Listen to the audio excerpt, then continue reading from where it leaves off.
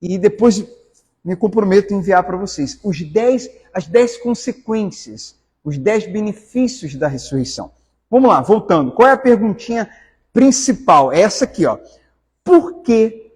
E toda a mensagem vai girar em torno dessa pergunta. Por que vocês procuram entre os mortos aquele que vive? Por que vocês estão procurando entre os mortos aquele que vive? Por que vocês estão procurando Jesus aqui? Ele não está aqui. Né? Por que vocês estão procurando aqui? Ele não está aqui. Ele ressuscitou.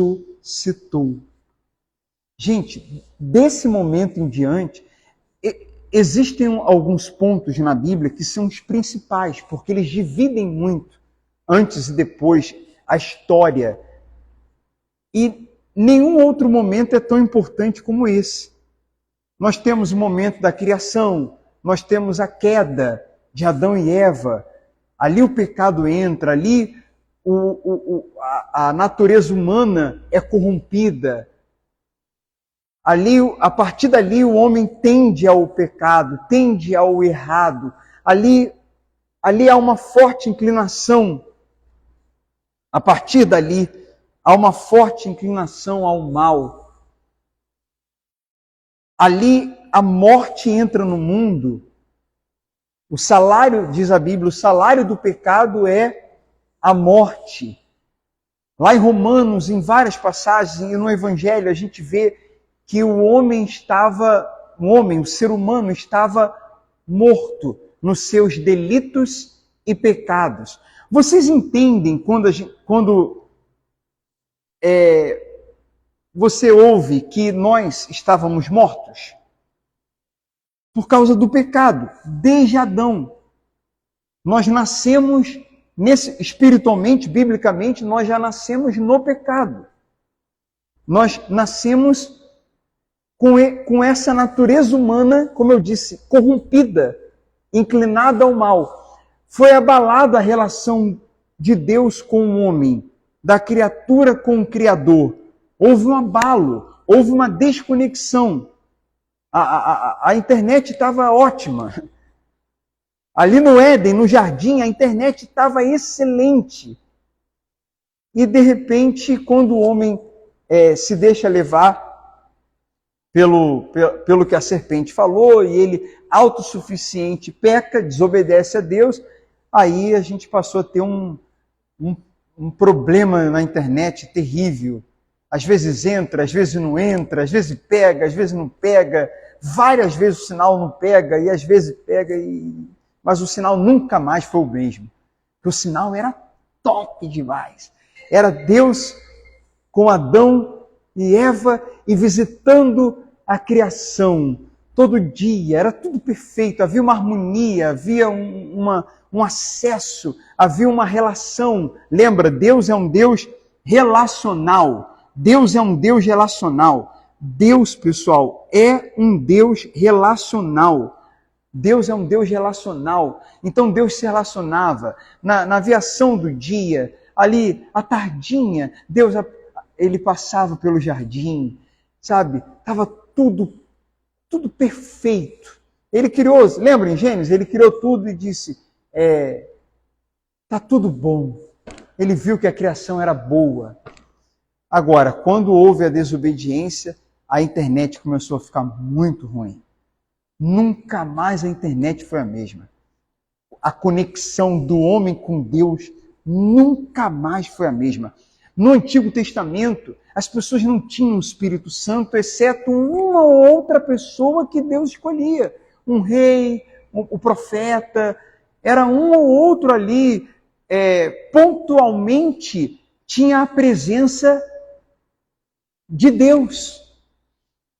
Hoje, todos que se entregarem para Jesus têm essa presença. Todos que se entregarem realmente a Jesus têm essa presença. Não é um ou outro, é todos os cristãos nascem de novo e têm essa presença.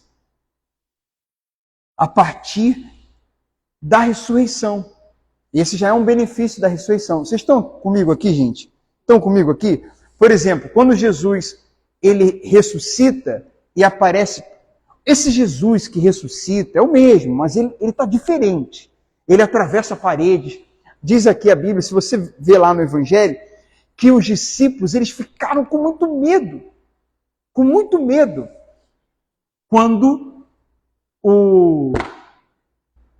quando Jesus morre.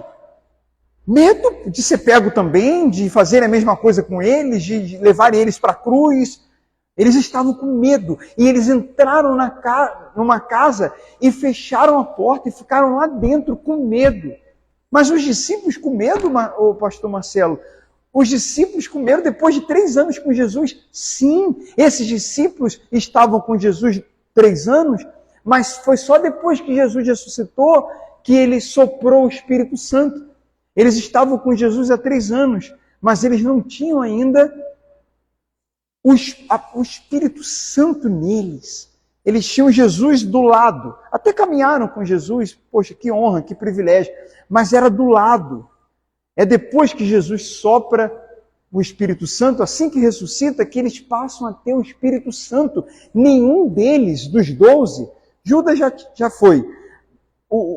E foi colocado outro no seu lugar. Nenhum deles, e outros discípulos, porque não é só os 12, pessoal, tinha os 70, tinham outros, porque eles já estavam gerando discípulos.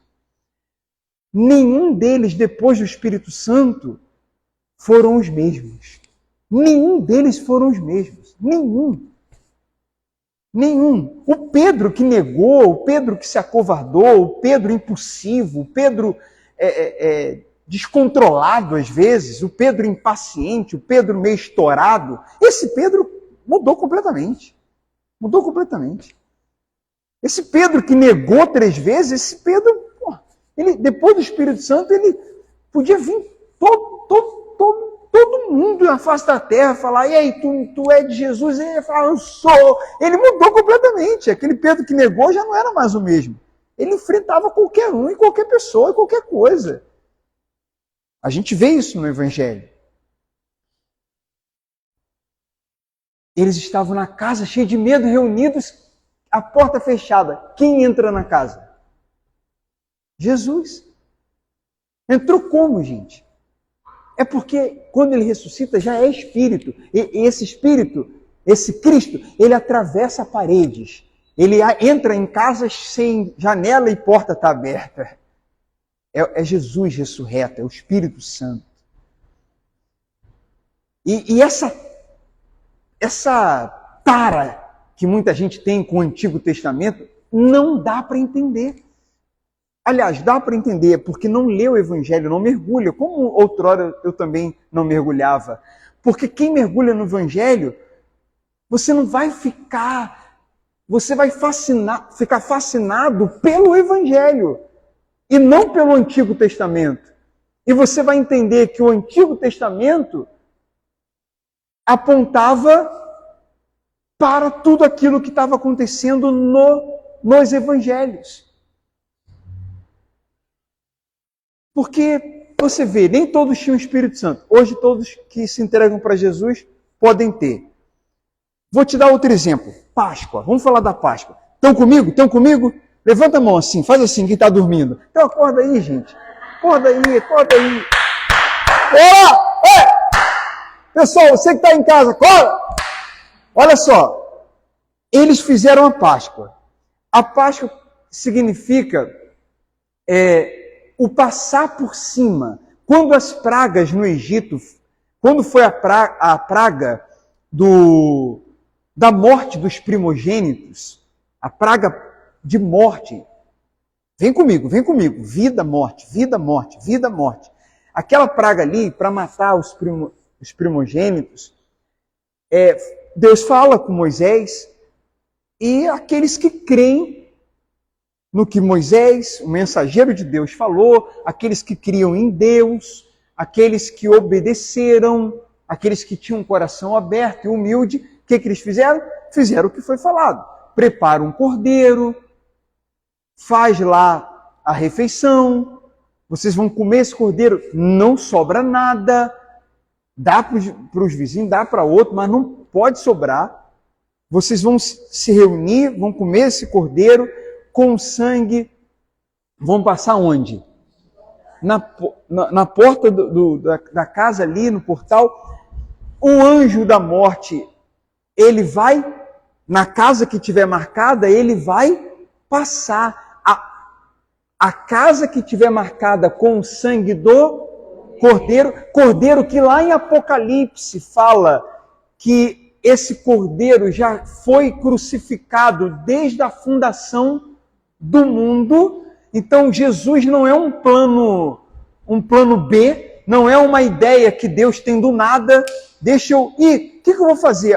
A internet está ruim, a conexão com o homem está ruim, o homem está morto, o mundo jaz do maligno. O que eu vou fazer? Jesus, oi pai, você vai ir para a terra, decidi aqui agora. Ah é? Eu? Pô, não pode mandar outro? Não, vai ser você. Ah, então tá bom, eu vou. Não foi isso. Agora, também não tem como explicar detalhes. Nenhum pastor vai explicar para você. Nenhum teólogo na face da terra. Mas é o que Apocalipse diz. Que ele já... É o que João, capítulo 1, os primeiros versículos do 1 diz que o verbo se fez carne. E ele estava com Deus no princípio. E ele era Deus. Então ele é filho e ele é pai. Ele veio para a terra 100% homem. E ele era 100% Deus ao mesmo tempo. E ele era Deus. E ele veio... Ele entra na história, ele já conhece toda a história, ele estava no início, e ele vem entrar na história, esse Deus, ele se veste de gente e vem falar com a gente e ensinar a gente a ser gente do céu, a ser gente do reino, a ser gente que ama a gente e que ama a Deus. Ele vem olhar nos nossos olhos, passar pelo que a gente passa, sentir o que a gente sente, vem nos entender, vem nos ensinar. Tem gente que diz, nossa, o que tu fez aí? Deu uma piorada. Então ele vem, ele se veste de gente e vem à terra, com humildade, com todo amor. Só que vamos lá, voltando na Páscoa, eles estão lá matando o cordeiro. Gente, eles não tinham o entendimento que hoje a gente tem. Para eles era o cordeiro animal. Hoje a gente entende que aquele cordeiro apontava... Olha só, quando Jesus chega, João Batista está ali no Rio Jordão, quando ele vê Jesus, ele fala, eis aí o cordeiro que tira o pecado do mundo. É muito forte. Então, quando eles estão lá, para eles é só um cordeiro. Moisés mandou comer e tal, pegar o sangue, matar... Estamos livres da morte, dessa morte aqui, da praga. Para eles é só isso. Mas não é só isso. O sangue, o cordeiro, o ser livre da morte, o ser poupado da morte, tudo era sobre Jesus. E Jesus não tinha vindo ainda. Mas Jesus já está desde a fundação do mundo. Então, é muito forte isso, porque... Quem colocou o sangue é poupado da morte. A Bíblia fala que a morte é o nosso último inimigo. É o último inimigo. E aqueles que estiverem em Cristo, porque Ele é a vida, é poupado da morte. Jesus falou isso. Aquele que crê em mim, ainda que morra, viverá. Porque eu sou a vida, eu sou a ressurreição. Não tem morte em mim. Eu sou a vida, não a morte. Você querer vencer Jesus, a morte querer vencer Jesus, é tipo a gente querer enxugar a água. Não tem como enxugar a água. Vamos enxugar a água aqui, gente. Está caindo uma água aqui, vamos enxugar a água. Não, você pode enxugar alguma coisa que foi molhado por ela. Não dá para enxugar a água. Não dá para vencer aquele que é a vida. Como matar quem já morreu? Como matar quem é a vida? E assim é o cristão que morreu para o mundo, que morreu para si. como matar quem já morreu? E ele morreu, se ele morreu por Cristo, porque tem gente que ela morreu por uma outra pessoa. Você fala assim, você está morto, cara. Você se anulou. Você não está vivendo mais. É a pessoa que, sei lá, ela faz de tudo por alguém, ela mata por dinheiro, ela se corrompe por dinheiro, ela até morre pelo dinheiro. Corre risco de vida por causa do dinheiro. Quer dizer, ela está... Então, se ela está... Olha a causa, olha o motivo dela morrer, ou quase morrer, ou botar a vida dela em risco. Tem gente que por causa do corpo. A pessoa vai tomando tanta bomba, vai tomando vai aplicando tanta coisa no seu corpo, que ela vai, às vezes, no exagero, sem acompanhamento médico, no exagero ela vai, porque ela está... Olha a causa dela. Ela corre o risco de vida... Olha por quê. Por quem que ela está correndo? Pelo corpo, pela aparência, para competir, para ganhar título e tal. Às vezes é um atleta, só que está exagerando. Enfim, pessoas que se anularam por uma paixão. Pessoas que se anularam completamente por uma paixão. Quer dizer, você está vivendo em função dessa pessoa que é um ser humano, que não é digno de você se apegar tanto assim, meu Deus do céu. E na maioria das vezes, o que acontece? Quando a gente coloca o coração no dinheiro, coloca o coração em alguém, coloca o coração no corpo, isso é idolatria, é porque é uma palavra muito pesada e as pessoas pensam, não, idolatria é você ter a imagem, orar pela imagem. Não. Qualquer coisa que fica entre a gente e Deus e que faz a gente se separar e se distanciar de Deus, essa coisa é um ídolo, já virou ídolo. Já virou ídolo. Vocês entendem que eu posso ter tudo, mas tudo que eu tenho não é nada, tudo aquilo não é nada para mim? Eu tenho aquilo, mas aquilo não me tem? Eu tenho aquilo, mas aquilo não me tem, não tem meu coração. Eu tenho aquilo. Eu tenho aquelas pessoas no meu coração, mas o meu coração não é todo delas. Eu tenho elas no meu coração, mas o meu coração é dele, é de Cristo. Aonde Jesus falou, onde está o seu tesouro, ali está o seu coração. E eu posso ter coisas e pessoas no meu coração, mas colocar o meu coração no sentido de apego só a ele, porque se eu fizer isso com outra coisa ou pessoa, é um ídolo, é uma idolatria. E tem gente que idolatra dinheiro, idolatra o corpo, idolatra o trabalho, idolatra a carreira, idolatra alguém, idolatra político, idolatra pastor, idolatra instituição religiosa, idolatra placa de igreja, idolatra mesmo, às vezes sem perceber. Idolatra, porque aquilo ali está separando, aquilo ali faz ela quebrar princípios de Deus, então idolatra. Se está quebrando o princípio, já virou idolatria.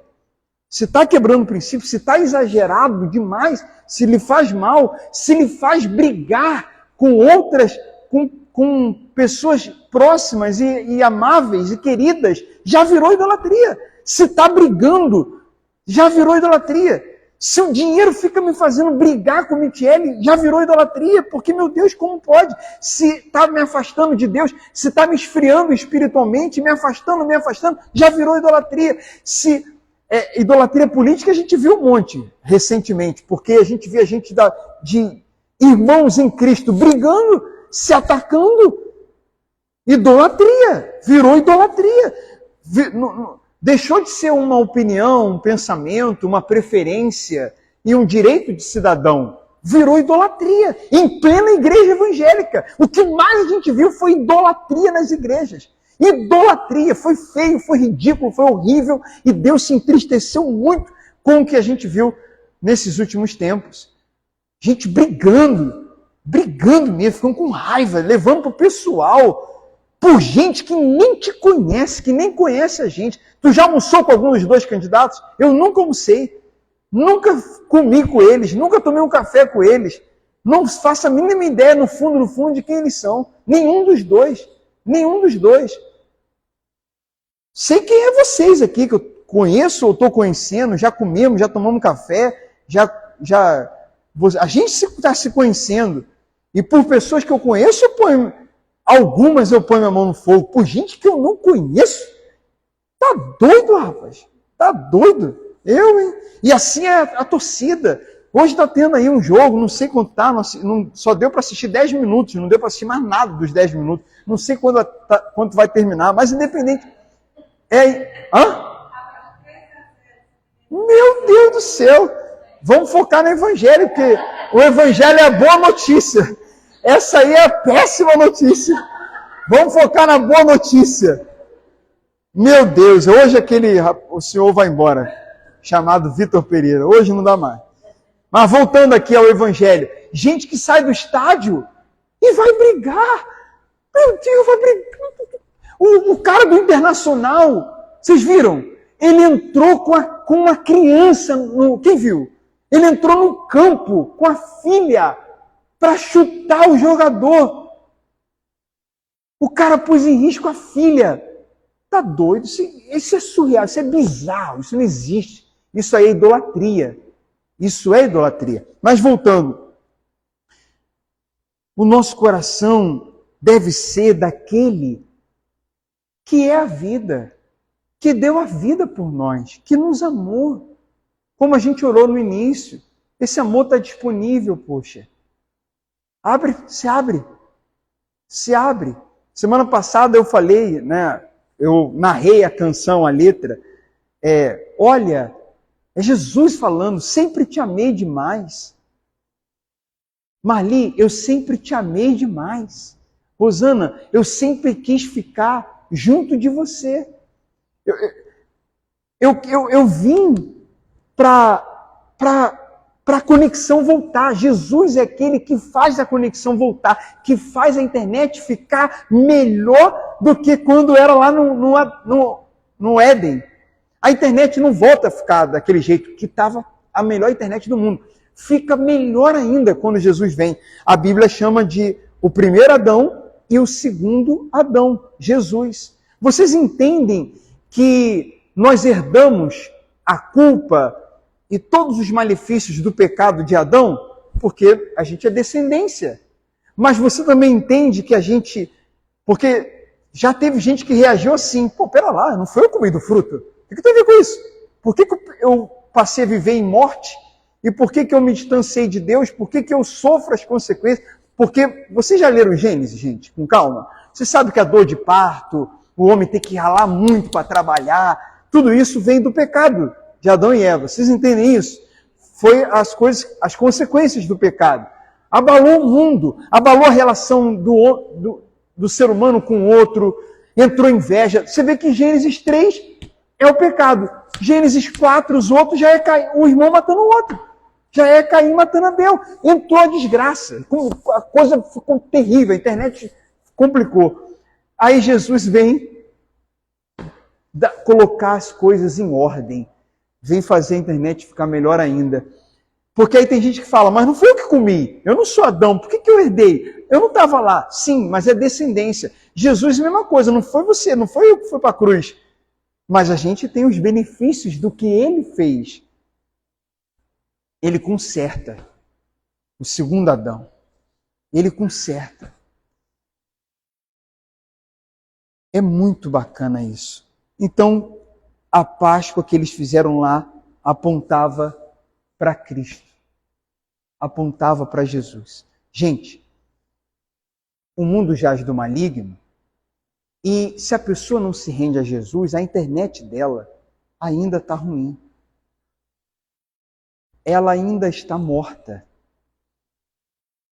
E essa vida que ela chama de vida, e que quando ela tem um pouco mais, ela fala que a vida está melhorando, isso não é vida. É morte. É morte. É só em Cristo A partir da ressurreição, nós temos a oportunidade de ter vida de verdade.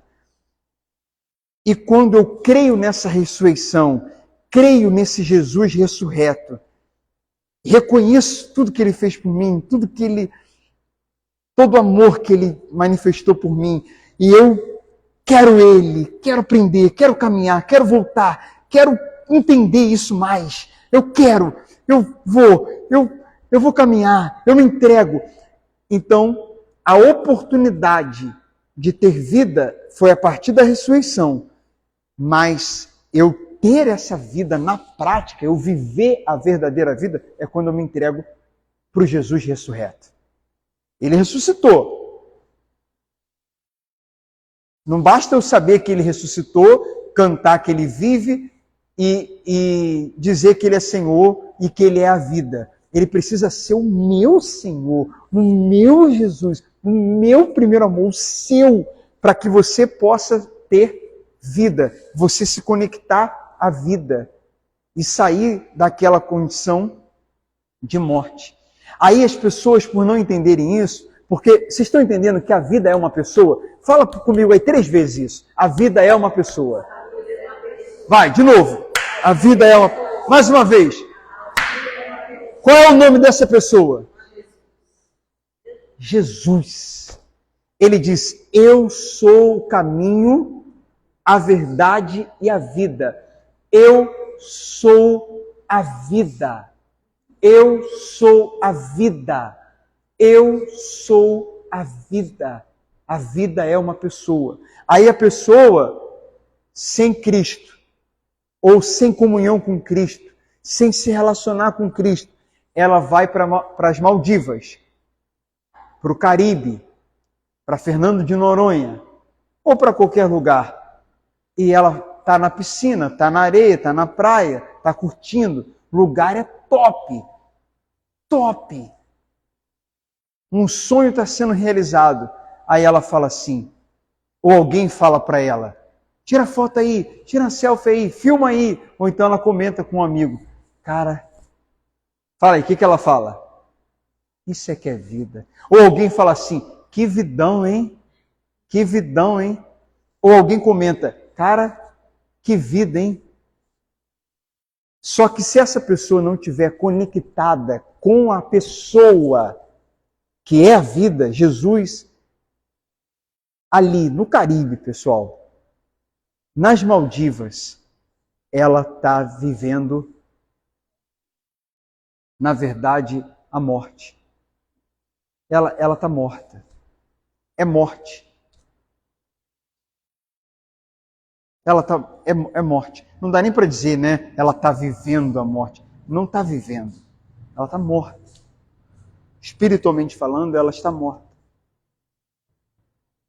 Por isso que Jesus, na parábola do homem que fala, eu vou conquistar, eu vou ter, vou reter, vou aumentar e vou ter, fazer o quê? Compartilhar? Não. Repartir? Não. Ajudar os outros? Não. Eu vou quebrar tudo e vou construir de novo para ter mais. Gente, essa ganânciazinha que inclusive predomina, infelizmente, muitos cristãos nominais, porque o cristão genuíno nunca vai ser tomado pela ganância. Ele não é. O cristão que entende o evangelho genuíno, não há espaço para ganância, porque o evangelho é ajudar, é sobre caráter, é sobre amor, é sobre você entender que a graça basta, que Jesus é tudo, é sobre ter as coisas e nada te ter, como a gente falou. Então, essa ganânciazinha, ela vem lá de Eva, de Adão. Foi ali porque quando a serpente fala, pode comer que você vai ser como Deus. Essa falta de contentamento já começa ali. E a gente vê isso o tempo todo na Bíblia. Porque eu falei isso aqui outro domingo, a Eva ou Adão poderia virar para a serpente e falar o quê? Não. A proposta qual é? Você vai ser como Deus, conhecedor do bem e do mal. Não quero. Não, que isso? Não quero. Você está doido? Olha a proposta, pô. Come do fruto. Não quero. Que isso? Você não sabe o que está perdendo? Não quero. Por quê? Porque eu já sou uma criação dele. Já sou criatura dele. Já estou num jardim maravilhoso. Todo dia à tarde ele aparece para a gente. Estamos bem. Olha os animais. Olha só isso aqui tudo. Que isso? Isso aqui já está... Isso aqui está... Não tenho palavras para falar sobre isso aqui. Isso aqui está maravilhoso. Isso aqui está maravilhoso. Eu não tenho palavras para falar sobre isso aqui. Não me chama atenção isso que você está me propondo. Isso aqui já está demais. O nome disso é contentamento. Paulo diz, eu aprendi a viver contente em toda e qualquer situação. Sem estar no muito, sem estar no pouco. Vão interpretar isso como comodismo, como conformismo, como fraqueza. Isso é fraco. Essa fé de você se contentar é fraco, porque a fé é forte. A fé forte é a fé do toma posse, do vitória, do avança, do conquista, do reina, do governa, do não sei o quê. Nada do que Jesus ensinou, mas é a fé. É a aparência, é ter posses, é conquistar, é ter mais. E aí Jesus fala, louco, tá louco? Ainda hoje pedirão a tua alma. O que você tem preparado? Agora, é claro que o problema não é o ter, o problema não é o dinheiro, o problema não são as posses. O problema está no coração da pessoa que se apega a essas coisas. Da pessoa que não entendeu que Jesus é tudo, que a graça basta. Então ela não é contente, ela é insatisfeita. E ela é insatisfeita mesmo que tenha mais, porque ela sempre quer mais, tem uma anaconda dentro dela. Porque ela quer mais e mais. Então ela atropela os outros, ela quebra princípios, ela... Só para te contrair.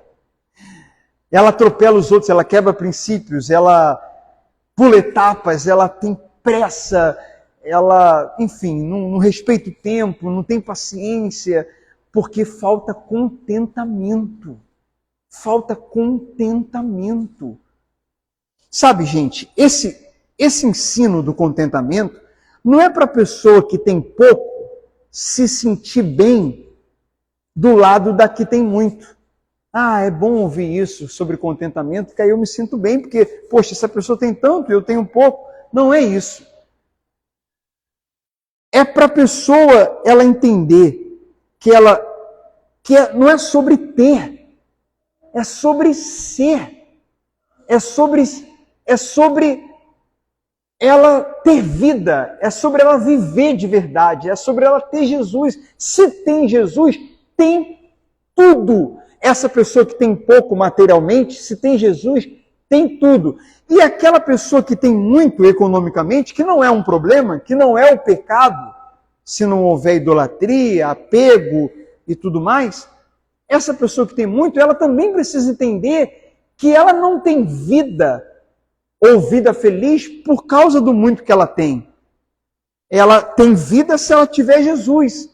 Porque também se ela tiver muito e não tiver Jesus, ela também está morta. E não tem nada. É pobre, é uma miserável. Isso é a Bíblia que vai falar, tá, gente? Pobre, miserável, cega e nu, com todos os milhões na conta. Pobre, miserável, cega e nu. Então não é sobre ter pouco ou ter muito, é sobre ter Jesus. Ele é tudo. Então se eu tenho pouco, tenho Jesus, tenho tudo. Estou contente. Se eu tenho muito, tenho Jesus, estou contente não pelo muito que tenho, mas porque tenho Jesus. Tenho vida. Se eu tenho pouco e não tenho Jesus, estou morto. Se eu tenho muito e não tenho Jesus, estou morto. Porque se eu não tenho Jesus, eu não tenho vida. Porque a vida é uma pessoa. E qual é o nome dela? Jesus. Não é ter, ai que vidão, ai que vida ruim, ai que vida desgraçada, ai que vida ruim, ai que vida complicada. Com Jesus? Não. Ai que vida boa. Sem Jesus? Não. A vida não é ruim. Ai, que vida ruim, porque está faltando para pagar as coisas. Que vida ruim. Mas se tem Jesus, não, Ele é tudo para mim. Não, então Então a gente precisa entender o Evangelho melhor, precisa rever isso aí, porque ele é tudo. Se você tem ele, você tem vida. Que adianta ganhar o mundo inteiro e perder a vida verdadeira? A vida que Jesus dá é terrena. Aliás, é eterna. Essa vida aqui é terrena. Nós somos peregrinos. Sabe o que o pastor coach faz? O pastor que quer trazer muito coach e misturar com o evangelho, esse negócio de vai vencer, vai governar, vai ter, vai conquistar. Sabe o que ele faz? Sabe o que ele faz? O avião está caindo, porque o mundo ele é tipo um avião caindo. Ele está piorando. Os sinais dos últimos dias eles vão aumentando à medida que o tempo vai passando. O amor de muitos vai se esfriando. O ser humano sem Cristo está ficando cada vez mais egoísta, mais individualista e menos amoroso. Então o avião está caindo, a gente está no avião. Caindo, digamos assim. Estou dando um exemplo, né? Não segue isso no literal, obviamente. E aí tem a classe econômica e tem a primeira classe. Primeira classe tem tudo, é top. Primeira classe tem tudo. Tudo. É top, é demais, é extraordinário. A econômica, você vai, né? Apertadinho, tá? Aquela coisa bem simples mesmo. Aí o pastor coach, ele vai lá, o avião caindo, ele vai lá na classe econômica e dá a notícia para você. Ele fala, Priscila, liberou 2 vagas, em você e o Júnior, para a classe... Como é que se fala? Para a classe A, para a primeira classe. Lá tem tudo. Sai da econômica, vem para cá, vem. Mas o avião está caindo, rapaz. Que vai fazer diferença? O avião está caindo.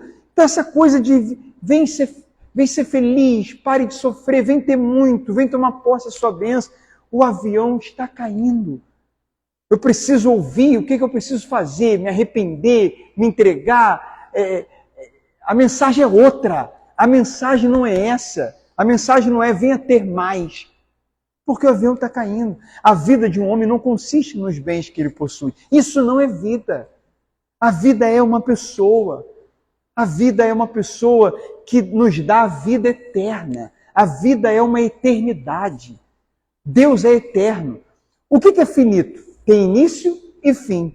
O que é infinito? Tem início e não tem fim. E o que é eterno? Não tem início e não tem fim. Deus é eterno. Ninguém explica Deus. E cada um dá o que tem, cada um dá o que é, melhor dizendo.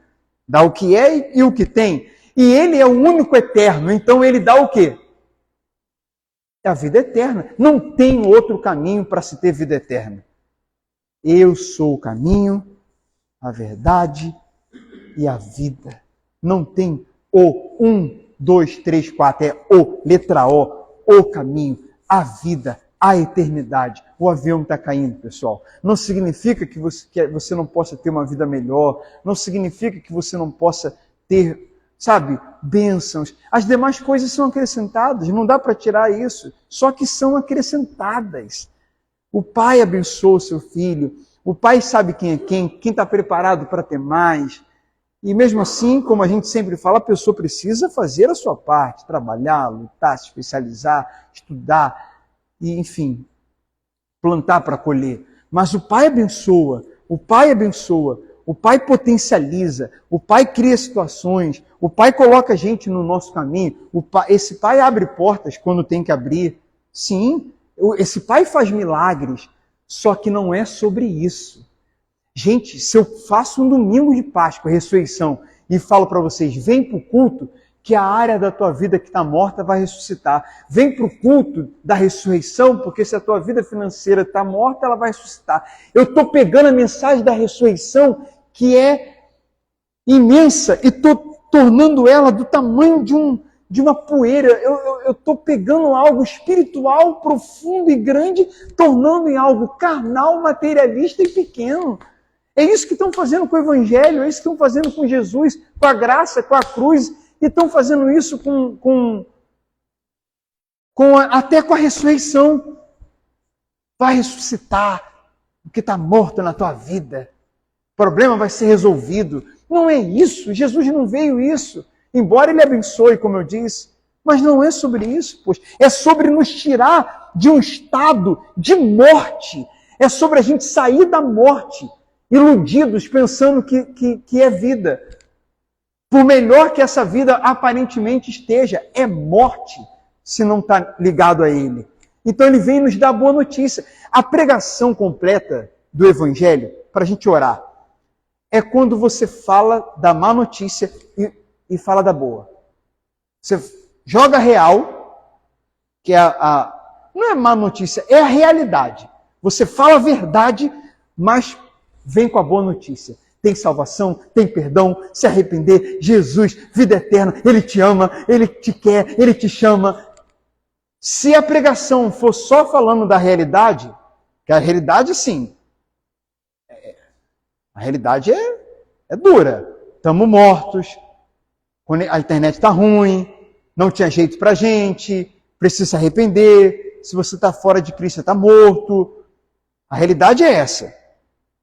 Se não se arrepender, não vai ter vida eterna, vai ter morte eterna. Essa é a realidade. Nunca pode se deixar de pregar a realidade. Porque ela liberta, a verdade liberta. Não podemos deixar de pregar a verdade para poder ficar bem com quem está ouvindo a mensagem, para poder fazer uma média. Não, a verdade tem que ser pregada. Concordam, gente? Ou você prefere um tapa da verdade ou um beijo de mentira? Quem prefere um tapa de verdade? Porque às vezes a gente vem para o culto e a mensagem é tipo uma luva de boxe. Aí fala assim, você tem que se consertar.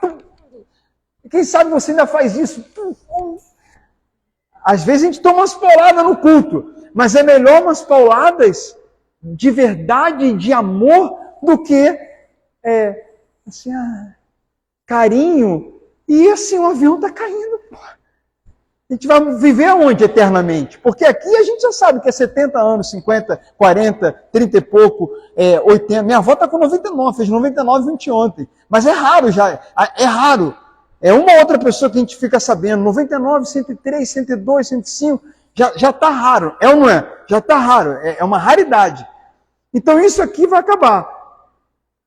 Essa vida terrena, mas é prometido um novo céu e uma nova terra. Sem choro, sem pranto, sem inveja, sem malícia, sem ninguém passar a perna em ninguém, sem idolatria, sem desavença, sem carnalidade, sem apurrinhação, sem estresse, sem preocupação, sem nada disso. Sem choro, sem morte, sem dor. Sem dor. Isso só é possível através do Senhor Jesus. Então a pregação não pode ser só mostrar a realidade sem falar da boa notícia. E a pregação não pode pular essa parte, que às vezes é desconfortável, mas é verdade e necessário ser falado, e vir só para a parte, digamos que boa. Porque é quando eu falo da parte ruim que eu conscientizo o pecador do pecado. E quando eu falo da parte boa, que ele vê que tem chance para ele, basta ele se arrepender. Aí a pregação fica completa. Agora, a pregação, ela sem a parte boa da graça de Cristo, ela fica muito pesada.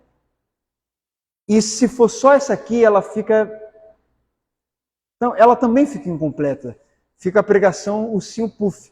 A pregação só paulada ou a pregação ursinho puff? A pregação coach. A pregação massageando o ego.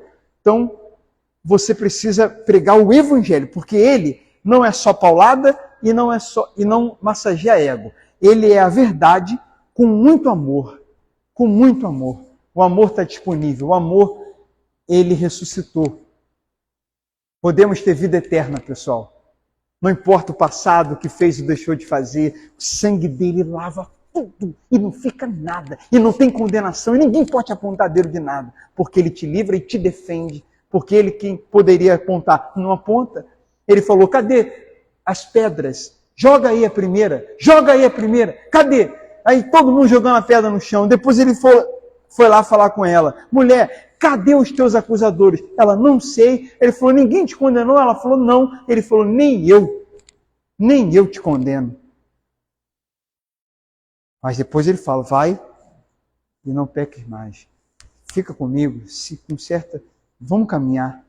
Eu tenho vida eterna para te dar. Te livrei das pedradas, te livrei da morte física, mas eu quero te livrar da morte eterna.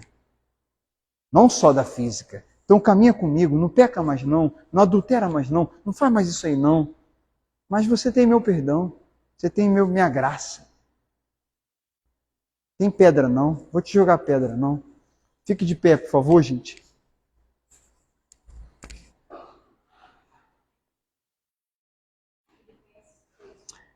Vou encerrar com Filipenses 3, que fala assim, ó. E aí vamos ter a Santa Ceia. Se você quiser participar, né, tiver decidido a se render a Jesus, a caminhar com Ele, você pode participar. Ah, mas eu ainda preciso me preparar. Deixa que Ele te prepara. Abre o coração para Ele, participe.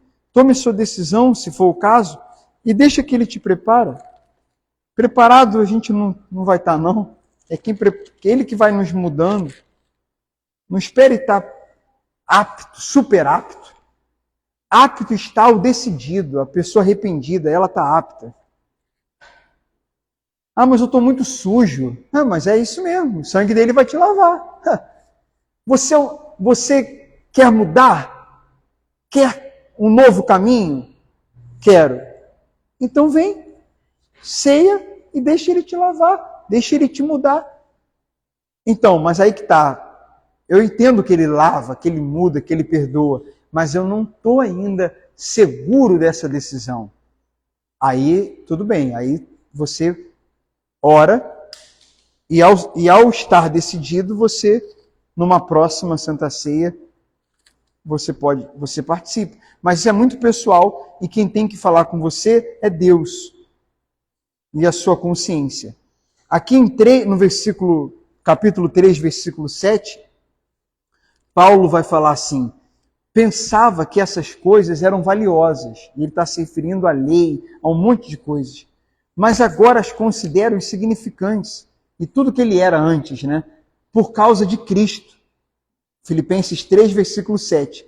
Versículo 8 agora. Sim, todas as outras coisas são insignificantes, comparado ao ganho inestimável de conhecer a Cristo, o meu Senhor. Por causa dele deixei de lado todas as coisas e as considero menos do que lixo, a fim de poder ganhar a Cristo e nele ser encontrado. Quer dizer, você encontra a vida, você entende que as outras coisas são secundárias. E as bênçãos que a gente tanto quer, ele acrescenta. São coisas que ele vai acrescentar. O tempo que a gente fica preocupado com as bênçãos é o tempo que a gente deveria estar se capacitando para recebê-las. E às vezes a pessoa está tão preocupada com as bênçãos que ela não busca nem o reino e nem se prepara para ser abençoada. Não é abençoada, porque nem busca o reino pelo lugar e nem se prepara para receber as bênçãos. Realmente ela quer mágica. As pessoas querem mágica, resultado rápido, coisa grande. Querem tratar Deus como um Aladim da lâmpada mágica. Um homem querendo viver, ele causou morte. Come aqui. Ele querendo viver, ele causou morte. Mas aquele que perder a vida por minha causa, achá-la-á. Achá-la-á. Porque eu sou a vida. Eu sou a vida.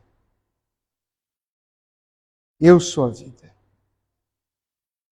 O mundo jaz do maligno, pessoal. Deixa a vida me levar, vida leva eu. Deixa a vida me levar, vida leva eu.